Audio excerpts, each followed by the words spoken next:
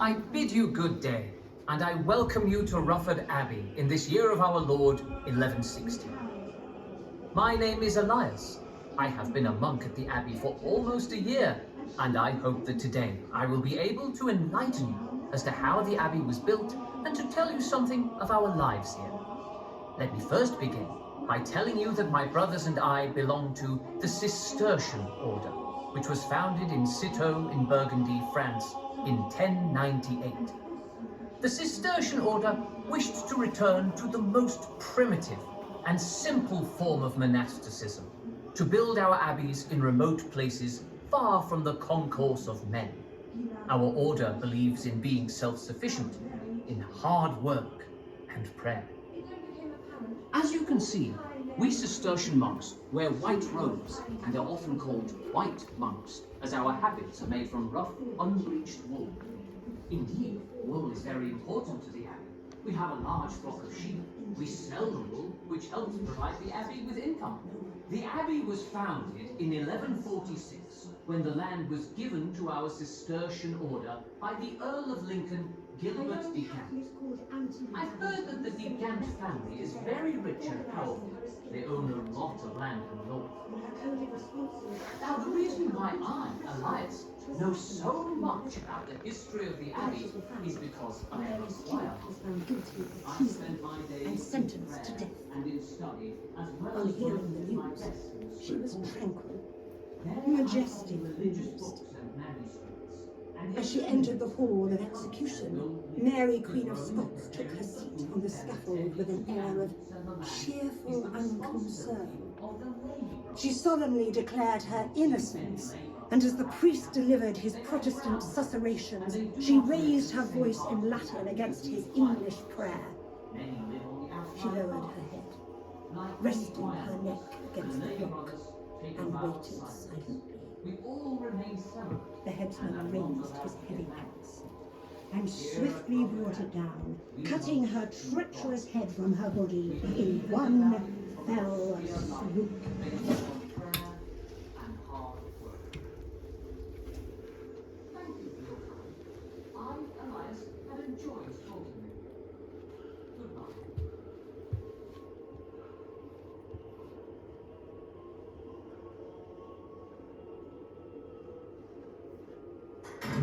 What's that there? Behind you? Nothing. They hide everywhere, these lingering Catholics. It is 1616, 72 years since the Reformation, and Rufford Abbey is still heavy with the stench of these so-called recusants. And I, Sir John Hollis, as the Sheriff of Nottingham, have made it my sole aim to rid this place of each and every single one of them. Think me now? Deluded? None of it! Under every stone, there is evidence of the trappings of this foul, tables, trees, beads, crosses, and pictures without number. I charge you, go to the granges behind this abbey and look for yourself.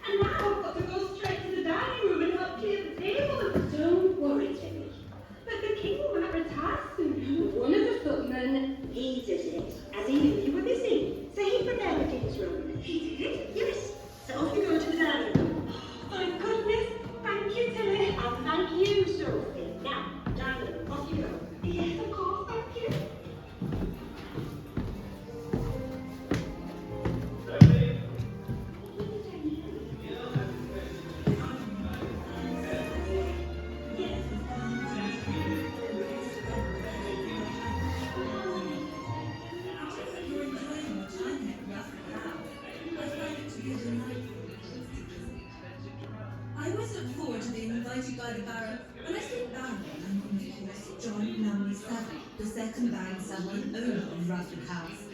He's such a dear friend, great sportsman and huntsman, and the perfect host who is famous for his grand society gatherings.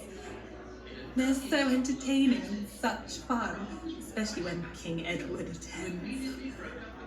This weekend, we're joined by Lord and Lady Churchill, Lord and Lady Cadogan, and the Duchess of Manchester, to name but a few. Tomorrow, we'll be attending the horse racing at Doncaster. King Edward and I are so looking forward to it. This evening, just after dinner, Edward and I took our usual stroll to the lake. He told me a very romantic story about the 8th Earl of Scarborough who inherited Rufford in 1835. One day, he was in London walking by the Serpentine when he saw this young woman drowning in the river.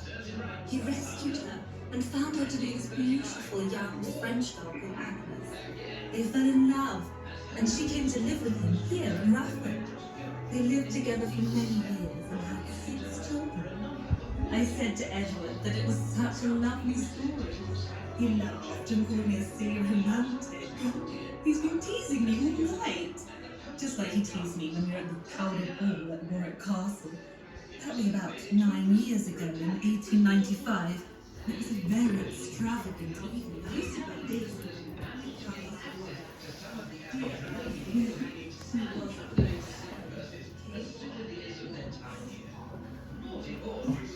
Excuse me, I'm not attending the party.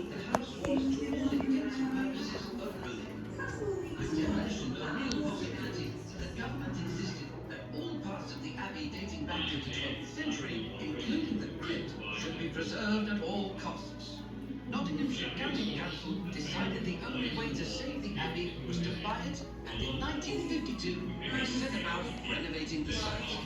In 1969, Rufford Abbey and its lands were officially designated as a country park. At last, after so many years of neglect and decline, Rufford Abbey was about to rise again. Hurrah again for Rufford! Hip hip hurrah! Hip hip hurrah! Hip hip hurrah! It has this gorgeous park with all the historic features left in it and some incredible gardens. It has the old buildings of different periods as well. You can wander around the old underground, the Abbey top, and really feel what it might have been like to be a monk here. I imagine Rufford as a grand old lady surviving through everything that has been thrown at her and being more beautiful for it.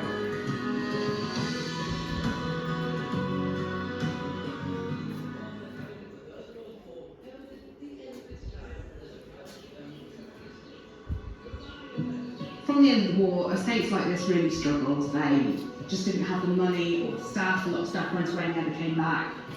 In 1938, they split the whole estate up into parcels and it was all auctioned off. The main chunk of the abbey that we see today was bought by a developer. The most logical thing to do was to sell off all the items from the estate and try and recoup some money. They sold everything. They sold the lamp pots, the towels, all the plates, all the fittings, everything went into the sale. Go to the courthouse. They've got hot drinks and cold drinks and hot snacks and cold snacks. And guess what? They're all delicious. Such an enormous building in a fit state, and the roof starts to leak, starts to come in,